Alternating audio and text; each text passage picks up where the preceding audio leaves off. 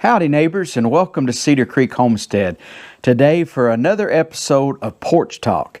Today's subject is going to be the possibility of an EMP attack. An EMP stands for an electromagnetic pulse, which could cripple and shut down our entire continent. And we're going to talk about that in just a moment. But before we do, if you'd like to help our channel out, subscribe. Hit that subscribe button while you're there. If you would like to be notified when the videos are up, there's a way that happens by simply, after you subscribe, a little bell comes up. And if you click on that bell, you'll be notified when we upload videos up in your notifications area on your YouTube page or whatever means you're looking. There's different ways. But nonetheless, we certainly appreciate all of our subscribers, and you have been a blessing to us. If you comment, if you give us thumbs up, all of those things help, and we appreciate all the kind words. And anyways, we'll get on into today's subject, which is a very serious and a very time-sensitive subject right now. And that is the possibility of an EMP attack. And what would happen during an EMP attack if it was successful? Our continent would be, basically the entire North American continent could be, all the electrical grids could be knocked out by a nuclear blast up in the atmosphere. You can get in and study this, all the causes and all that, and I'm not going to get in all that because we just don't have time today. But it is very serious at the time we're in right now. The Department of Energy, or not Department of Energy, the Department of Defense, and I'm sure the Department of Energy as well, they are looking into and are concerned within the next 12 months a possibility of an electromagnetic pulse attack on America. If you're in another country, you may check with your government and see, but there is that possibility of an attack. Now, I say a possibility. Nothing's ever sure. The countries that's going to attack us would never come out and publicly say we're going to at noon tomorrow or something. I don't believe. I believe it will be a surprise attack like Pearl Harbor and 9/11 and so forth like that. But nonetheless, what would happen is all the electrical grids would shut down, all the electronics would quit working, and we would go dark here in the United States. A lot of people would probably die because they're dependent upon electric. Some folks would think they were dying or going to die because they didn't have air conditioning and such as that. We're going to get into that subject here, and if you don't believe that is a possibility, that's fine. I understand it sounds far-fetched, but there's been congressmen and senators discussing it.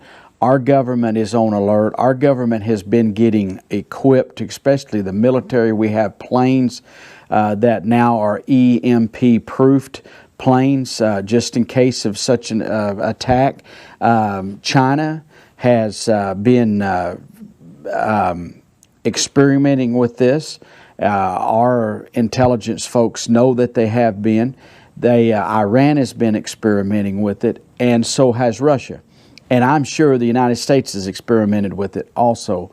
There have been threats made by some of the countries against us, and things are kind of being heated up right now. We're also in the middle of this pandemic, which has caused a lot of our attention to be focused on the pandemic. At this very time, the war saber rattling is going on. Some folks do not believe that China would ever attack. In fact, China is the main one they're looking at right now. China has been backed into a corner. If you've ever backed an animal, a wild animal, into a corner, they will come out fighting. I'm not saying the people of China, but the actual country. And they are starving. North Korea is starving. They're having food shortages, China has for quite some time. They've been buying up farmland around the world, pushing their weight around, trying, because they have so many people. I believe that this virus we had was an intentional attack. I believe we're under attack by China. I believe they purposely let this virus out and got it going. Some say, well, it's not possible. They would never do that because they killed their own people. They are not like we are here in the United States of America. Their own people, I don't believe they're concerned so much about their own people. A few casualties is just less mouths to feed. And when you live in a communist or socialist type regime, we have seen throughout history that's the way they work. The high up, the officials, the politicians, they're the ones that get to eat first. The military eats first, and then everybody else that is left behind to eat when they get ready to feed you, if there's anything left over. And that's a sad reality. China right now only allows people to have one child. They are forcing sterilizations. They are big into abortions. So we see this isn't stuff that's hidden, but China is also a type country that they think about what they're going to do. They plan way in ahead, way in advance. So for some reason, our military is on alert because of the possibility of an EMP. They've got information that has caused them to be very concerned. Also, being in an election year, we're not really paying attention a lot. The news media isn't. They're so focused on who's going to win the election and putting out that narrative. They got a plate full of stuff to broadcast. So broadcasting the possibility of an EMP, that's way out there. But who would have ever thought we'd have been attacked by this COVID? Who would have ever thought that? But it happened. And I believe we should prepare. If you're waiting on the government to prepare you, our government was not prepared, and you can blame it on whoever, but we were not prepared for COVID. We are not prepared for an EMP either. I'm not faulting any individual, any president, any leadership, whether it's Democrat, Republican, whatever. I'm not faulting anybody. I'm just saying we were not equipped. And some may say they were, but we're not ready for it. But we quickly responded, and hopefully if an EMP happened, we would quickly respond to an EMP. If you say, why is China having all these problems? Well, they had this virus that got in their hog population. They eat pigs like we eat chicken here in America. That really hurt their food supply. They have had devastating floods. This is easily found information. They're still having devastation from flooding. They have had a very rough time over there. Their economy has been crippled because of our president, Donald Trump. I'm backing him in this particular area that I think we needed to do something about China. But he has put tariffs on their stuff, and a lot of the businesses have had to close because of different things in China that are American, making the goods for America, and it has really put the hurt on them. So they're not doing as well. They are building their military. China is got their military up about equal to ours. They definitely have more soldiers. They have a 1 million man standing army. Now, whether they're as good as us or whatever, I would say they're not, because we always think America is number one, and I still think United States of America is number one, but in the world as far as military strength. But they are building their military muscle. And so, but Iran, there is some information that Iran is also North Korea, and also China. And it also, if you don't think we're under attack, I believe we're under attack when those countries are trying to infiltrate the people running for political office, namely the presidents right now. They're trying to hack into their websites. They have both presidential candidates are been under attack, and they believe from China, from Iran, and from Russia, mostly from Iran on Donald Trump, and mostly from China with, not China, but Russia mostly against Biden. And then China has been for both, and North Korea. So we're under attack. To me, we're under war. We're in war. We're in a war right now. I don't believe the next war will be fought conventionally. And if they wiped us out of the picture, if they took and crippled us, it would cripple our military. Our military equipment in the United States is not EMP proof. There is some. There is a lot, and a lot we don't even know that's going on. Our cities definitely are not equipped. There are some cities that have invested in extra transformers and electrical equipment, but that's few and far between. And if it's not stored correctly, you could have a problem. So we're not ready for an EMP here in America. If an EMP happened, it would probably knock out everything you have. It would knock out your generators. A lot of people say, well, no problem, I got solar. No problem, I have generators. Anything with electronics in it would be knocked out. Transformers on your poles would be knocked out. So if you go and think that you're going to just go crank up your generator and everything be okay, unless you have a generator that's in a what they call Faraday cage, you're probably not going to be protected. I want to show you this here. Is most appliances, refrigerators, washers, dryers. You could live without a washer or dryer, of course, but refrigerators, freezers, air conditioning, cars, everything has control boards like this one I'm showing you here. They don't all look exactly the same.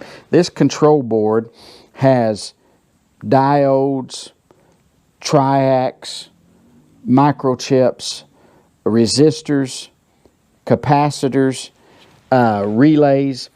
It's full of electronic components here. When you open up this package, the label had already been taken off, but it warns you to discharge yourself from static electricity. Just static electricity, like if you've ever walked through in the wintertime and you touch something and it sparks, that much electricity could knock out this control board. So they warn you. They even make a thing, if you're working on this board, they make a wristband that you could wear and ground yourself out so that there's no, before you open it out of this package, they come in a special little package, before you had done it. This, you won't believe this, but this little board right here operates an electric clothes dryer. All of this to dry clothes. And they're in everything else. Your washers, your dryers. Our electric meter here that meters our electricity is electronic. Our electric company, if you have what's considered a smart meter for electricity, they can shut your electric off at the office. So if something like an EMP happened, it would overload the circuitry and it would burn up your meter. So your electricity to your home would automatically be off. Most of the stuff like transformers and electric meters and stuff like that are made by foreign countries. The time it would take to get the stuff here, we would be without electricity for a very long time. Your generators, most generators, you may want to check on yours, but most have some kind of a regulating device that's in it that is electronic, that has diodes, triacs, resistors. It has components in it that would probably be fried in the event of an EMP. You could, like I say, put stuff in a cage that would protect it. I know a man that has a home with generators and all the different type of equipment in it, and his entire home is built like a fortress, and it's supposed to be like a Faraday cage. It's supposed to be protective of if an EMP attack, he built it to withstand an EMP attack. But there's one catch. All of the doors had to be closed, the garage doors, everything on his home. He believes that we'll be told when it gets close. The government will announce and say we're a possibility they've launched missiles, so that he would have enough time to know. He shuts everything up at night, but during the daytime, the garage doors are open, they're in and out and whatever. It will be in a split second. When the detonation takes, will be that quick, and it would overload the power lines. Our main transmission lines, we call them high lines here in Oklahoma, your power lines that go from the dams and from the power plants, the main transmission lines, most of those nowadays are controlled from somewhere way off. The power that comes from the dams are controlled from an office way off somewhere. You have powerhouses that have people there, but it is all kicked on remotely by remote control, you might say, and it requires computers which are electronic. In the event of an EMP, your power plants will all go down. They're all controlled by electronics. Our main transmission line that comes, all of your main transmission lines, but the one that comes through our neck of the woods right here is controlled by a place a long ways away, at like a several-hour drive if you drove there. And in the event that a tree fell on the power line that goes across our power, we have a couple, or three actually, that goes across here that are main power transmission lines. In the event that a tree fell on them, or we had a forest fire and the poles burnt or was on fire or burning down, they have a number to call, and when you call that number, they can shut the power down on that remotely from miles away. That all requires electronics. All that would be knocked out. If you have a refrigerator or freezer, if it has any type of electronics, it probably would not work. Even if you had, say, a generator in backup in a Faraday cage, you get it out and plug it up. If your refrigerator or freezer had any electronics, it probably would not run. Now, there's ways of bypassing some of that. A lot of the little motors that are on refrigerators, you have what's called an evaporator fan motor inside the freezer. On a refrigerator, you have a condenser fan motor for the condenser area down by the compressor. Most have both of those fans. Some freezers will only have a evaporator fan motor inside the freezer, but most of those nowadays are DC motors. They plug up to AC electric, 120 standard volt electric motor, but it has a little box on there, electronic box, that is a converter, and it converts it to DC electric, and it makes it operate more energy efficient, which helps get the appliances into the new energy standards of the federal government. So because of that, there's a good possibility that if you have a newer refrigerator or freezer, that they would not work. You could plug them in and the motors would be out, and then you'd have to try to get a motor. Well, in an EMP, none of the cars would be running. Trains would not be running. Aircraft would not be able to operate. So everything would probably be grounded. And there are some that say, I'm giving it in the most extreme situation I can. Some believe that it would depend on cars and things, if it knocked out the electronics and so forth and so on. But I have read from experts before that believe that your cars would not run. Of course, your televisions aren't going to work. Your cell phones are not going to work. You would not get a signal to be able to call. You wouldn't be able to get anything through your television, cable, or satellite to be able to get any news. It would just be everything instantaneously like that would be dead. So as far as electricity.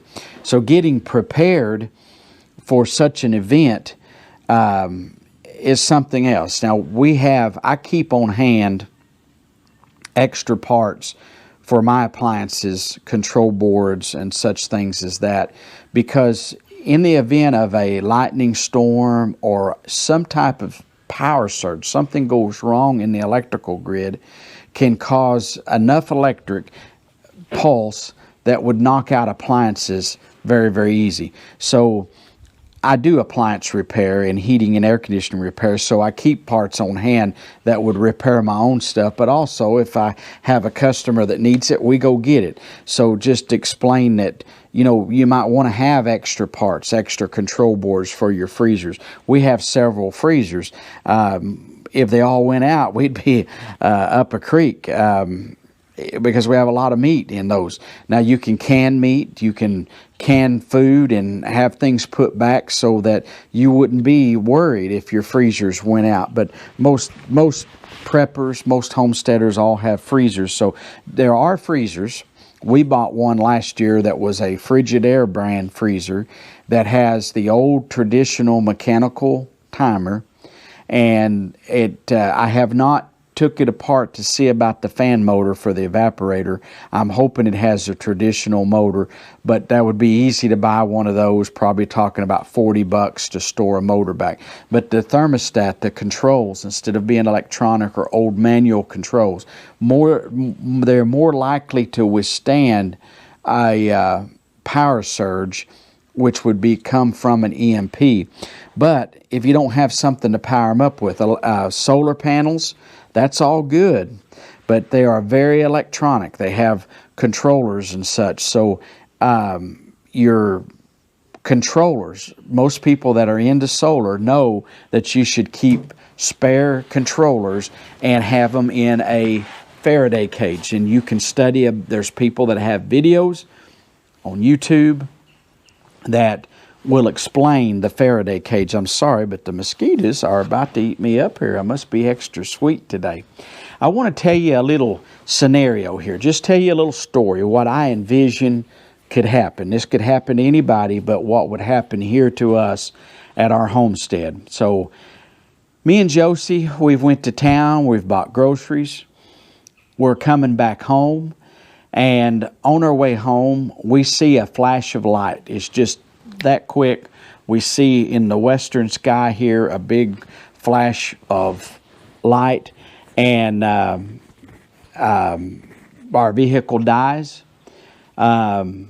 We stop. We're not far from home, a mile or so from home on a little straightaway over here. I could go up to the neighbor's house. They have an electric gate, but I enter the code, the gate will not open. And I'm thinking, well, I must have the wrong code or something, no, just isn't correct. So I'm like, well, I'll call my son. He'll come and get us. My cell phone doesn't work. I get under the hood looking, thinking, well, maybe we've blown a fuse or whatever. We say, well, there's people by here every few minutes. Somebody will come by and pick us up. We'll get a ride home. We'll wait a little while. And while I'm waiting, I'm messing with the vehicle. And finally, I begin to think, well, maybe we are under an EMP attack. Maybe Josie, she begins to think that also, that, we get to discussing it, but we're like, well, surely we'd know, or something would be going on. Well, we try to turn the radio on the pickup, it won't work. So we take our bug out bag, and like I say, this scenario, we're not far from home. We begin to walk home, and along the way, before we get to our house, we come by our next door neighbor. His truck is sitting there, broke down as well. His cell phone won't work. And it begins to sink in that we've been under an EMP attack. We come home, nothing works. None of the computers, anything will work. Everything's dead. We're not getting any news, no information. Our son isn't here. We start praying that our son the Lord will help him find his way home, because more than likely he's having to walk. We hope that he has done his training and he understands. We've talked about this before and knows what to do. I have no idea where to go look for him at. I do have an old 72 model diesel tractor that does not have any electronics on it. And you can start it by simply just turning the key on, or you can actually bypass the ignition switch very easy too, but turning the key on, and you can pull it or push it. I guess I could hook it up behind Josie and have her pull me to start the tractor. We would have that means, but I'd have no way to know where to go look for my son. So we would hope and pray, and my belief is that he would come home and he would be all right. But in the meantime, we would begin to get prepared. We have, how I say prepared, we should already be prepared, but begin to put in gear the things that we have thought out in case of EMP. Our people lived without electricity for years. Thousands of years, people made it without electricity. My ancestors survived without electricity. Around these parts right here, electricity has only been in less than 70 years. That this part has been on the grid for less than 70 years. I think really less than 60 years. So I'd have to get the exact date, but a lot of the old timers that lived around here would tell about stories, my grandparents and stuff, when they just used lanterns and such. So we have lanterns. They had no refrigeration. They put stuff in a spring, a spring house, or in a spring, or figured out ways. We have a spring here that we could use to store some things, but it's not going to keep. I'm sorry, my nose is itching here for some reason. Allergies kind of bother me tonight too. But anyway, Josie would probably start canning things, maybe in the freezer, start going through the stuff that she has in the freezer, maybe get a batch of chicken going, because we have propane for cooking. We also could cook outside with wood. We have a strategic supply of propane that would last us for a while. Probably for 2 or 3 years we'd be okay as far as propane. We'd probably need to cook on wood as much as possible outside, do what we could to save our propane. But at the initial onset, she would need to start getting that pressure canner going, and we'd need to leave our freezer shut as much as we could and can the things that we thought most important to be canned. We would need to can. So that means right now having a plan, already knowing how to can meat, and she does, and learn how to can meat. You buy meat at the store, whatever, or take some out of your freezer, can it, and learn those skills. One thing in the life-changing event is you better know what you're doing when you're canning food. You can easily kill yourself with botulism or other poisons by not properly knowing how to can food. I hear people tell me all the time of things that they are doing, and that doesn't sound right, and it's not correct. But somebody told them, oh, you can just do this and this, and you're fine. You need to have a book, because your computer's not going to work. If you got a book and got it written down, or know someone that's got one, and copy it or something, but have you a written information down that tells you how long to pressure cook your meat. But I hear people quite often, and I'm concerned there's going to be somebody end up dying with poison because they did not properly cook their food. I had some folks recently that I just happened to go to their home, and they were canning poke salad. And if they're watching, I apologize. Of course, I'm not mentioning names. This could be a million different people, but they were just going to hot water boil bath their poke salad. And I said, I think you need a pressure cooker. So they went online and began to research it, and sure enough, but somebody had told them, oh, you just hot boil bath it for 30 minutes and it's fine. Well, they went and got a pressure cooker, and at that time they were still available. But people are, but you need to be prepared now. Start preparing. One thing I would say too is get in your mind what you would do if the lights no longer work. The other day, our electricity was out, so it's went out a couple of times lately.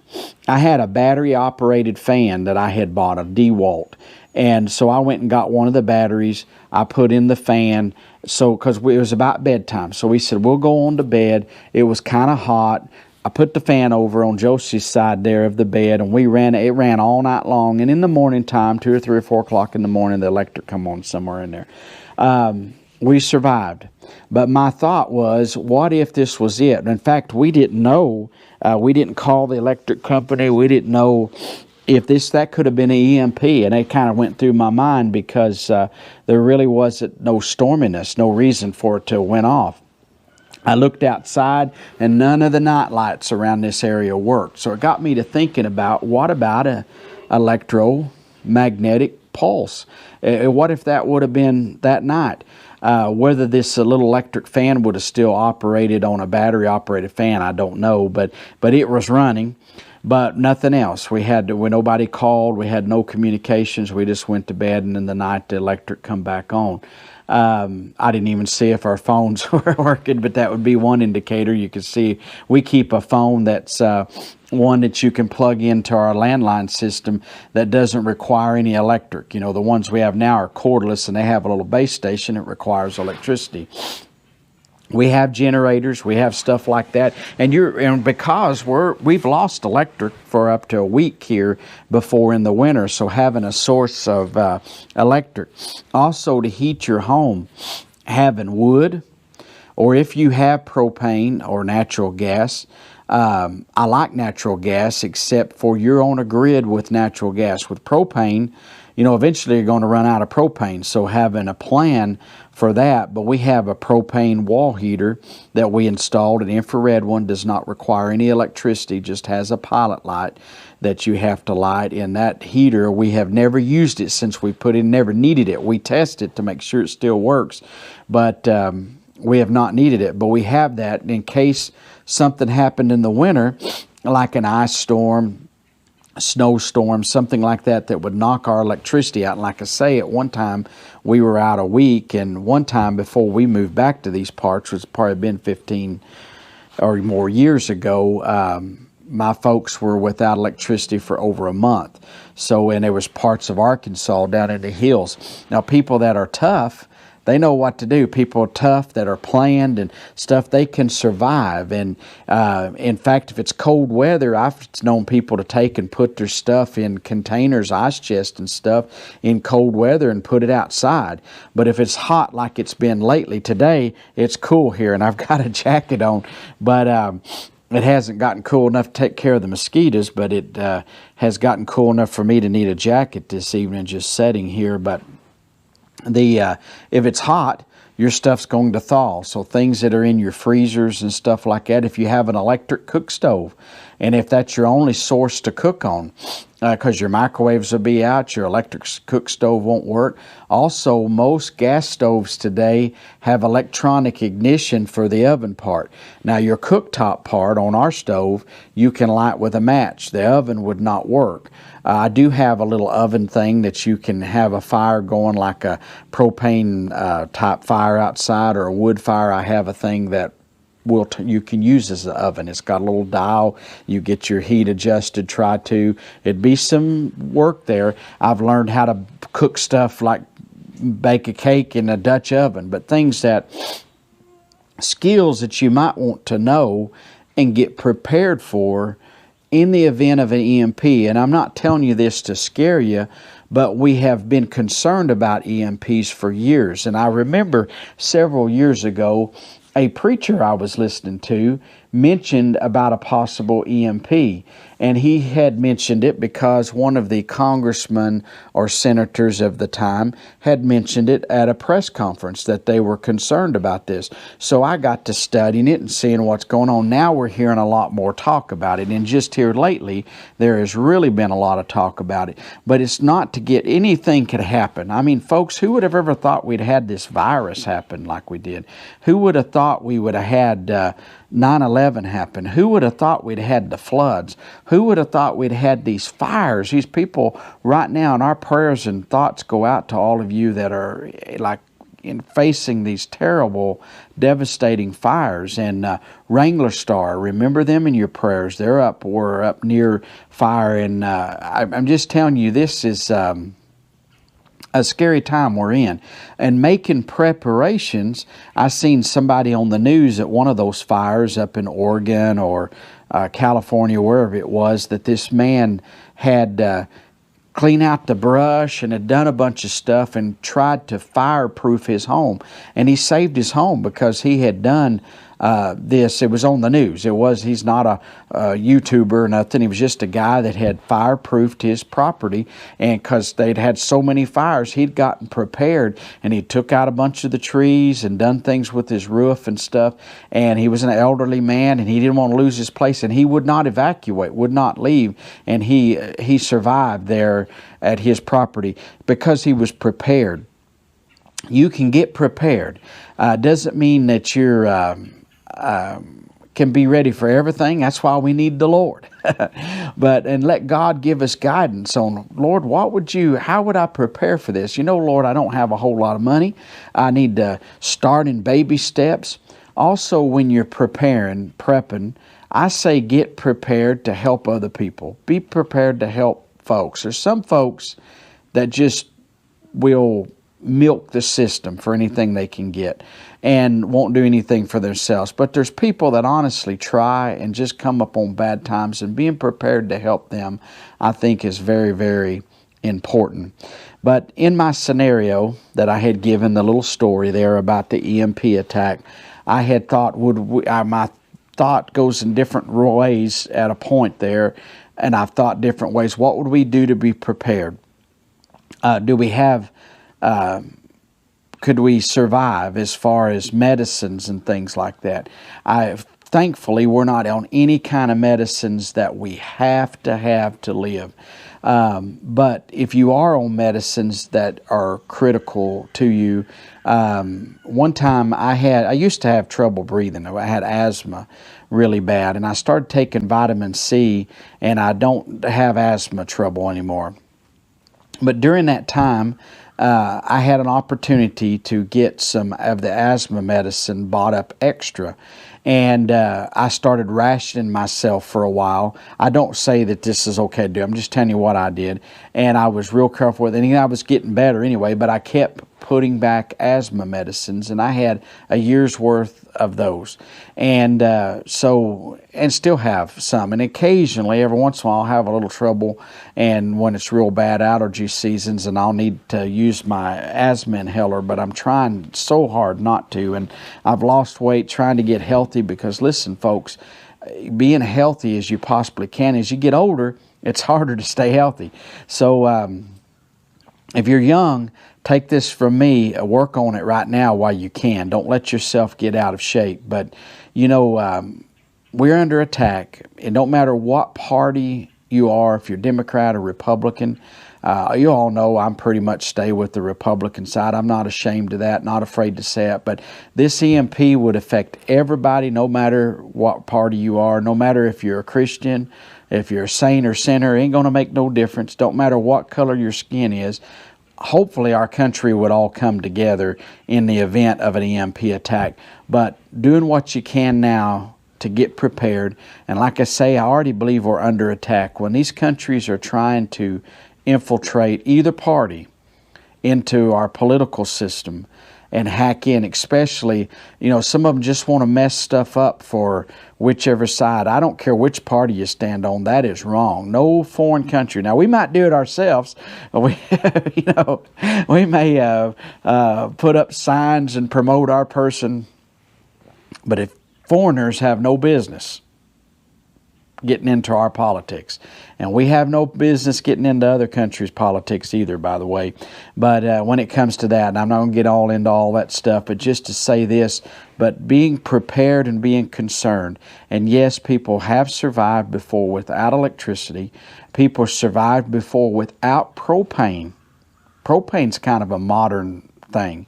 People, when they first settled the West, people would burn buffalo chips for heat, and they would make dugouts in the ground. And they had rough times, let me tell you, but people survived years ago before we ever had these modern things. Can you imagine? And I'm thinking of young people right now, but there's some older ones probably just as bad. But can you imagine no Facebook, no YouTube, no cell phone, no computer, no email, no satellite TV, no direct TV, no dish TV, no cable TV. Instantly, all of those things are gone. You can't get in a car and go to the shopping mall because your car won't run. The shopping malls are all closed. The grocery stores can't ring up your goods, the things that you have, because they won't accept credit, or they won't use a debit card. So now all of a sudden you're up to relying on cash. Could be that people would not use cash. You'd have to go to bartering. Or if you had gold or silver, I believe it's more important to have food and water and those things put back before you worry about gold and silver and stuff. Cryptocurrencies, all these type stuff would all be gone just like that. And the only way you would have to buy things that you would need would be gold and silver, or if they still accepted paper money. We see now that you have to have exact change in some places, even without a emergency situation are wanting you to use debit cards and such as that. They're trying to get us into a cashless society. And when a teller machine won't work without electricity, all the electronics, the banking stuff would be fried. It would be years before we could ever get back to normal. They might have some of the power grid back up in a matter of months, but could you survive a little while? And imagine your life without all of those things. Now, I'm going to tell you something.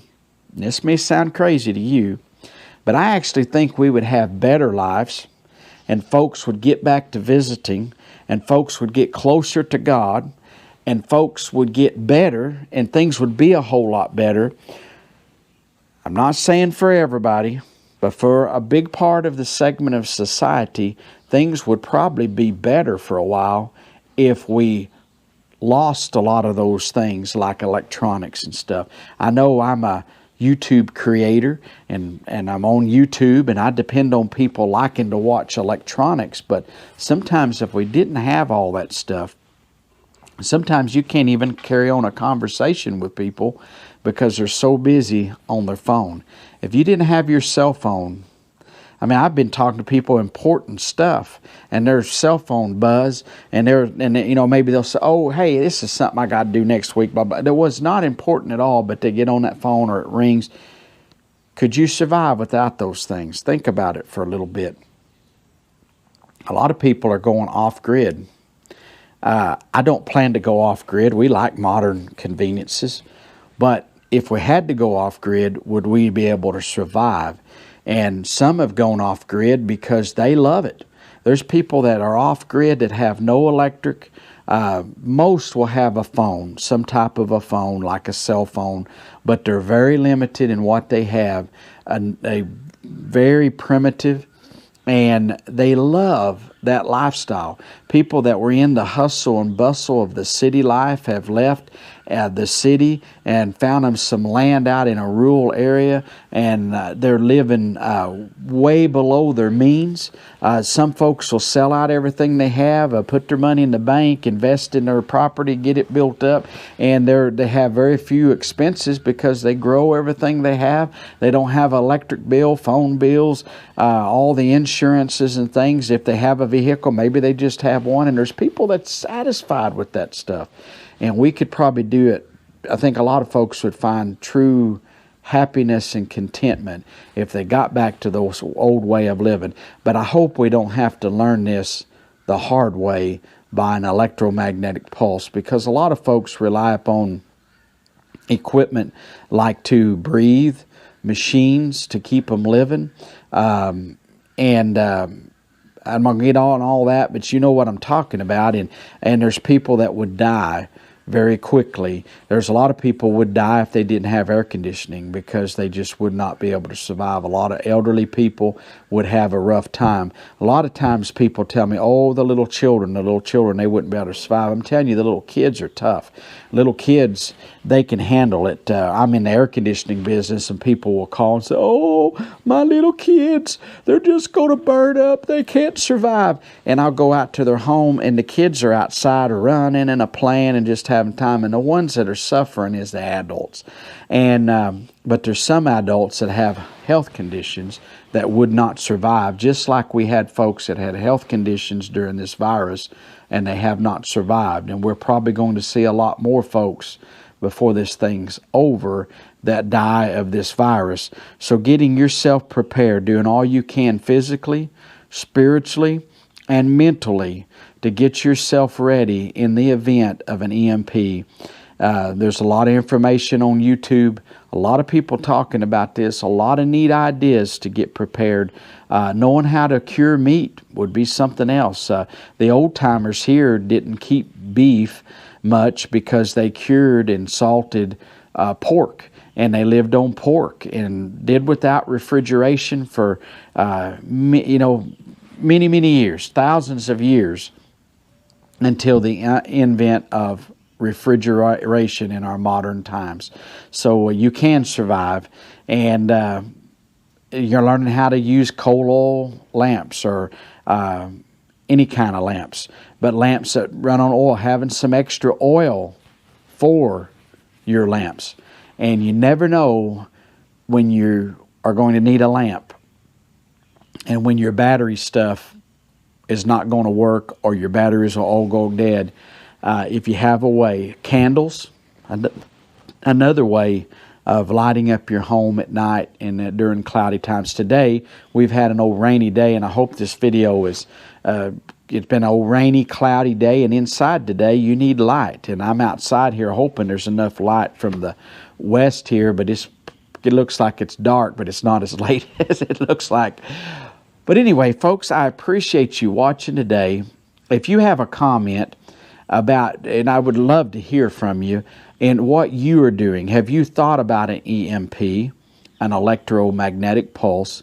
And have you made any preparations? And do you think you could survive if you lost electricity and say it was going to be out for a year or more, or 30 days or more? Do you think you could survive? Have you thought a plan, have a strategy in place?